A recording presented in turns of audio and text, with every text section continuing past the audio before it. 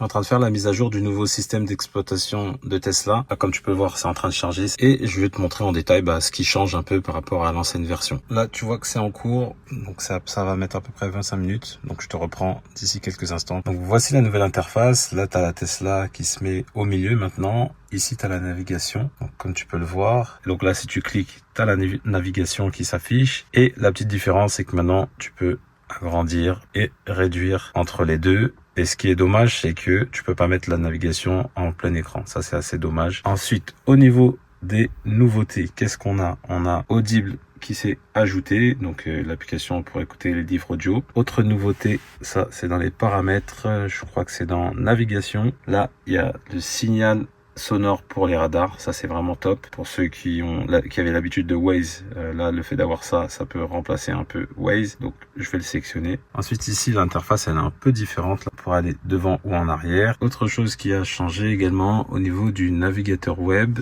désormais on peut le mettre en plein écran, chose qu'on ne pouvait pas avant, donc ça c'est vraiment appréciable. Il me semble que sur la nouvelle version, il y a l'activation de l'autopilote en un clic ou en double clic. Il me semble, hein, je te dis bien il me semble, j'ai pas l'impression qu'il y avait ça avant dans l'ancien logiciel, donc ça c'est peut-être une nouveauté à confirmer. Mets-moi dans les commentaires si tu penses que c'est une nouveauté ou si c'est pas le cas, dis-le moi également. Au niveau de la navigation, il y a encore d'autres changements. L'autopilote qui sera en full écran. On peut voir également toutes les voitures lorsqu'elles mettre un clignotant, ce genre de choses. Enfin, voilà, la navigation est bien plus poussée. Au niveau de la barre d'accélération du frein régénératif, maintenant elle est ici, comme tu peux le voir, là tu vois, elle est ici, alors qu'avant elle était plutôt vers ici.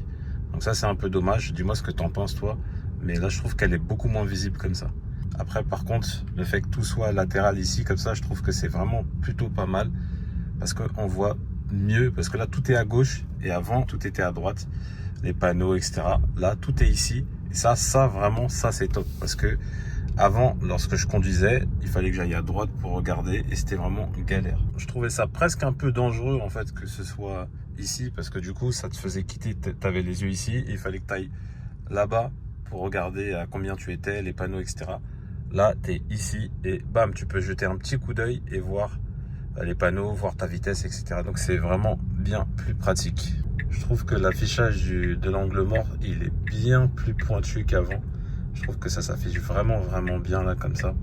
Alors qu'avant on avait l'impression que c'était au milieu de nulle part. Là ça c'est vraiment bien défini. Avec la nouvelle interface également, Tesla nous propose différentes navigations, un peu comme le fait n'importe quel GPS. Ça aussi c'est nouveau. Lorsque maintenant j'appuie sur l'icône des phares, ça m'affiche ça qui me permet de régler mes phares. Donc ça c'est vraiment top parce qu'avant on n'avait pas ça. Ça permettait juste de faire tout ce qui est appel de phare, etc.